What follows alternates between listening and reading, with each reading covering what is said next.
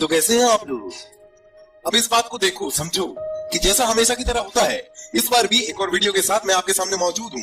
तो एक बार फिर से किसी बंदे ने ये कमेंट करके लिखा कि इंसान ने चांद में कदम रखा था, इस बात में कितनी सच्चाई है। मैं इस सवाल को और थोड़ा साफ कर दूं तो आज के वीडियो में हम लोग बात करेंगे कि क्या सच में इंसान ने कभी भी चांद के ऊपर कदम रखा कि नहीं रखा। ऐसी क्या बातें हैं, ऐसे क्या वजह है जिसके वजह से लोग ये मानते हैं कि इंसान ने कभी भी चांद के ऊपर कदम नहीं रखा। तो इस वीडियो के शुरू होने से पहले मेरी बात सुन लो। अगर आप नए हो और इस चैनल पे पहली बार आए हो तो इस चैनल को तुरंत सब्सक्राइब कर लो, क्योंकि आप भी जानते हो ऐसा चैनल आपको दोबारा नहीं मिलेगा। और इस चैनल को सब्सक्राइब करने का फायदा ये होगा कि जब भी हम ऐसा वीडियो अपलोड करेंगे, जो कि हम अक्सर करते हैं, उसका नोटिफिकेशन और अपडेट आपको तुरंत मिल जाएगा। तो सब्सक्राइब कर लो यार। और ये वीडियो अगर आपको कहीं पर भी खुश कर पाई, कहीं पर भी आपको इन्फॉर्मेटिव लगी, तो उसी वक्त इसे लाइक करना और अपने फेसबुक में शेयर जरूर करना भूलना नहीं। 1969 में नासा ने एक स्पेस शटल भेजा अपोलो 11 चांद की ओर, और वो चांद में लैंड भी हुआ। उसमें से कुछ लोगों ने चांद में कदम भी रखा और अमेरिका का झंडा भी लहराया। और जब ये सब हुआ, ये सब होने के बाद नासा ने बहुत सारे फोटोग्राफ्स रिलीज किए। उसके बाद सवालों का कारवा शुरू हो गया, सवालों का सिलसिला शुरू हो गया, क्योंकि नासा ने जो फोटोग्राफ्स रिलीज की उसमें ऐसी बहुत सारी चीजें थी और वो चीजें किसी भी हालत में, किसी भी तरीके से स्पेस में नहीं हो सकती थी। तो वो सारी चीजें नासा द्वारा रिलीज किए गए फोटोज में कैसे आ गई। और इतना ही नहीं, साइंस के कुछ ऐसे भी थ्योरीज थे जिसके हिसाब से नासा द्वारा भेजा गया अपोलो 11 कभी भी चांद के ऊपर लैंड कर ही नहीं सकता था। दुनिया में ऐसे कई सारे लोग हैं जो कि इस कॉन्स्पिरेसी को गलत मानते हैं। और इतना ही नहीं, कुछ लोगों का ये भी मानना है कि ये न्यूज फेक है। नासा द्वारा रिलीज किए गए फोटोग्राफ्स एक स्टूडियो में शूट किए गए हैं। नासा ने अमेरिका द्वारा अपोलो 11 चांद में भेजने की बात और चांद में मानवता का पहला कदम रखने की बात इसलिए सामने लेकर के आया गया ताकि अमेरिका और रूस के बीच में चल रहे कोल्ड वार को अमेरिका आसानी से जीत ले। तो आज के वीडियो में हम लोग कुछ ऐसे पॉइंट्स के ऊपर बात करेंगे जिससे आप भी ये सोचने को मजबूर हो जाओगे कि क्या सच में इंसान ने कभी चांद में कदम रखा कि नहीं रखा। तो आज के वीडियो का पहला पॉइंट है स्टार्स, यानी कि तारे।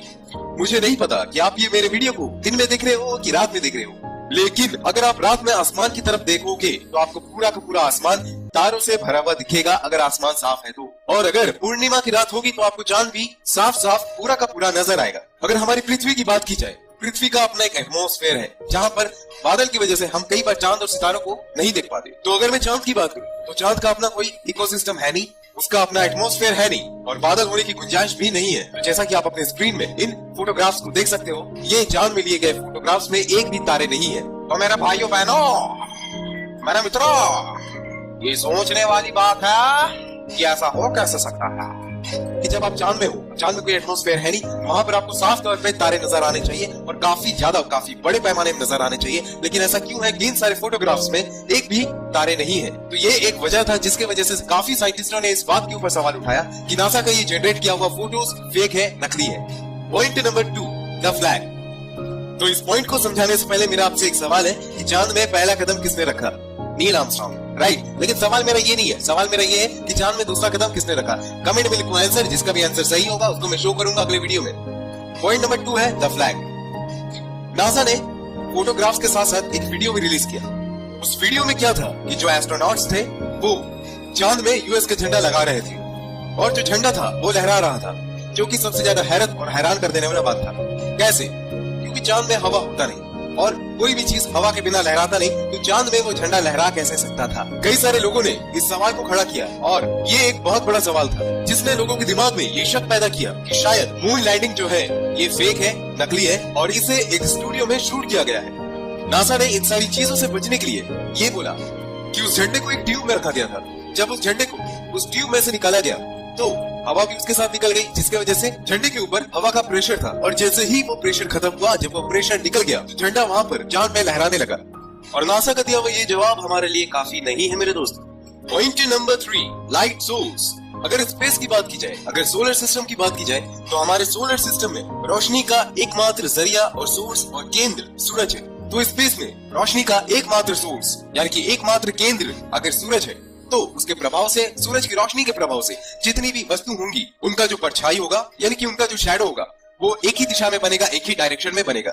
लेकिन जैसा कि आप अपने तस्वीरों में देख सकते हो, नासा द्वारा रिलीज किए गए फोटो और वीडियोस में ये साफ दिख रहा है, सूरज के प्रभाव से जो भी वस्तु है उनके जो परछाई यानी कि जो शैडो है वो एक डायरेक्शन में नहीं है, यानी कि एक दिशा में नहीं है। और किसी भी दो वस्तु की अलग अलग परछाई होने का कारण यही है कि वहाँ पर लाइट के दो सोर्स है, यानी कि वहाँ पर रोशनी के दो जरिए हैं, दो केंद्र है। और नासा ने इस बात से बचने के लिए ये कहा कि जो मून है यानी कि चांद है, उसका जो सरफेस यानी कि जो सतह है वो एक समान नहीं है। कहीं पर गड्ढा है, कहीं पर क्रेटर है, कहीं पर पहाड़ है, कहीं पर वैली है। तो इस वजह से इस तरह का परछाई बनना लाजमी है। लेकिन ये जवाब हमारे लिए कहीं से भी काफी नहीं है। Point number 4, lack of impact क्राटर।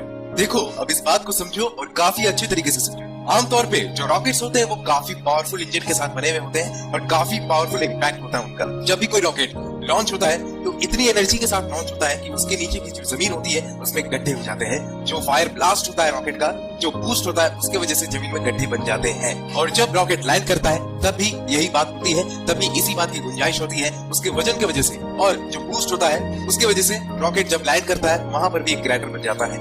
NASA द्वारा रिलीज किए गए फोटोज में वो क्रैटर नहीं था।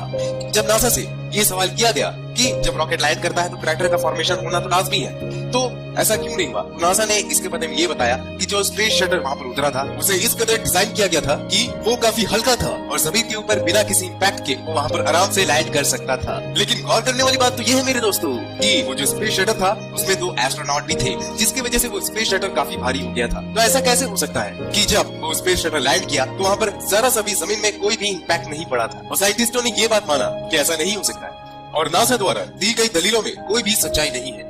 Point number 5, image reflection. जब नासा ने अपनी तस्वीरों को दुनिया भर में जारी किया तो उसमें से कुछ तस्वीरों में कुछ ऐसे रिफ्लेक्शंस यानी कि प्रतिबिंब नजर में आई जो कि चांद में नहीं हो सकती थी। तो वहां पर एक सवाल उठा कि ये चीजें क्या थी। जैसे कि एक एस्ट्रोनॉट के जो हेलमेट है उसमें एक तार से लटकता हुआ एक ऑब्जेक्ट, एक वस्तु दिखा। तो कुछ लोगों ने सवाल किया कि ये ऑब्जेक्ट है क्या। कुछ लोगों ने ये दावा किया कि ये तार से लटकता हुआ वस्तु एक तरह का स्पॉटलाइट है जो कि आमतौर पे फिल्म स्टूडियो और सेट पे इस्तेमाल किया जाता है। नासा ने इसके बदले में ये जवाब दिया कि फोटोज के लो क्वालिटी की वजह से, फोटोज की पुअर क्वालिटी की वजह से ऐसा प्रतिबिंब नजर में आ रहा है। लेकिन फोटो चाहे जैसा भी हो, बिना किसी वस्तु के उसका प्रतिबिंब बन नहीं सकता। Point number 6, slow motion jump और हिडन वायर्स। नासा ने जब अपोलो 11 के कुछ फोटोग्राफ्स रिलीज किए तो उसके साथ साथ उसने कई सारे वीडियोस भी रिलीज की। उन वीडियोस में एस्ट्रोनॉट्स चलने के साथ साथ दौड़ते भी नजर आए और उन वीडियोस को देख करके ये खासा तौर पे अंदाजा लगाया जा सकता था कि उन वीडियोस में कुछ एडिटिंग की गई है, जिसमें कुछ साइंटिस्टों ने ये दावा किया कि इन वीडियोस को स्लो मोशन तकनीक के द्वारा बनाया गया है। वहीं दूसरी तरफ अगर आप कुछ वीडियोस को देखेंगे तो उसमें आपको साफ तौर पे कुछ पतले केबल्स नजर आएंगी जिससे इन एस्ट्रोनॉट्स को बांध करके हवा में लिफ्ट किया गया था। क्योंकि चांद में कम ग्रेविटी है तो अगर आप वहां पर जंप करोगे तो आपका जंप धरती के मुकाबले 2 गुना ज्यादा ऊंचा और धीमा होगा। तो चांद की ग्रेविटी का झूठा दिखावा करने के लिए उन एस्ट्रोनॉट्स को केबल से बांध करके लिफ्ट किया गया था, जिसकी झलक आप इन वीडियोस में देख सकते हैं। आप इस वीडियो में ये झलक देख सकते हैं कि कैसे ये पहला एस्ट्रोनॉट बिना दूसरे एस्ट्रोनॉट के सहारे के अपने आप खड़ा हो जाता है। ये तभी मुमकिन है जब इस एस्ट्रोनॉट को केबल के सहारे, रस्सी के सहारे ऊपर से खींचा गया हो। और इतना ही नहीं मेरे दोस्तों, जो भी तस्वीरें नासा ने जारी की उस सारी तस्वीरों को खींचने के लिए एक तरह का कैमरा का इस्तेमाल किया गया था। और उस कैमरा की खासियत ये थी कि वो ऑटो फोकस के लिए क्रॉस हेयर का इस्तेमाल करता था।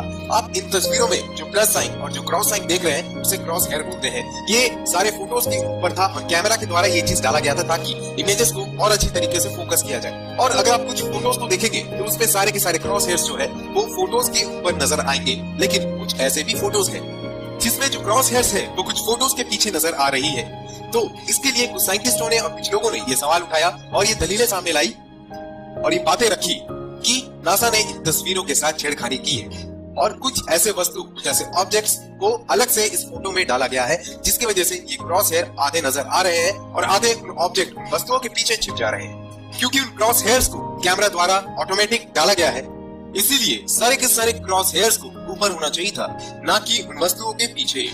अगला पॉइंट, द सी रॉक। ये काफी फेमस है। अब ये सी रॉक का किस्सा क्या है? नासा ने जब कुछ फोटोग्राफ्स रिलीज किए उसमें से एक फोटो में एक पत्थर के ऊपर सी लिखा हुआ नजर आ रहा था। वो सी लिखा हुआ अक्षर इतना सही और इतना सटीक था कि वो कुदरती हो नहीं सकता था। तो इसके ऊपर भी कुछ लोगों ने सवाल उठाया। कुछ लोगों ने ये बात बताई और ये हकीकत है कि आमतौर पे जब भी स्टूडियोज वगैरह में जो शूटिंग होती है उसमें कई सारे प्रॉप्स के ऊपर, कई सारे वस्तुओं के ऊपर कुछ अक्षर लिखे हुए होते हैं, जिससे ये पता चलता है कि उस वस्तु को किस वक्त कहां पर रखना है। तो ये हो सकता है कि किसी शख्स ने गलती से उस वस्तु को उल्टा रख दिया कैमरा के सामने और वो सी अक्षर कैमरे में रिकॉर्ड हो गया। तो दोस्तों, इन सारी बातों से कहीं ना कहीं मुझे भी ये महसूस होता है कि नासा द्वारा भेजा गया अपोलो 11 और उसका मिशन और उसके सारे फोटोग्राफ्स और वीडियोस नकली है और उसे स्टूडियो में बनाए गए थे। अब इस बात के ऊपर आपका क्या कहना है उसे आप कमेंट में जरूर लिखिए। तो चलो दोस्तों, इसी के साथ हमारा ये आज का भी वीडियो खत्म होता है। उम्मीद करते हैं ये वीडियो आपको अच्छी लगी हो। वीडियोस तो देख ही रहे हो, लाइक पे क्लिक भी करते जाओ, है ना। और इसे अपने सोशल मीडिया यानी कि फेसबुक पे शेयर जरूर करना, समझे। और अगर जिसने भी इस चैनल को सब्सक्राइब नहीं किया है, भाई कब करोगे कब करोगे कब करोगे, अरे कर लो यार, समझे। तो चलिए फिर मिलते हैं आपसे अगले वीडियो में, तब तक के लिए नमस्कार।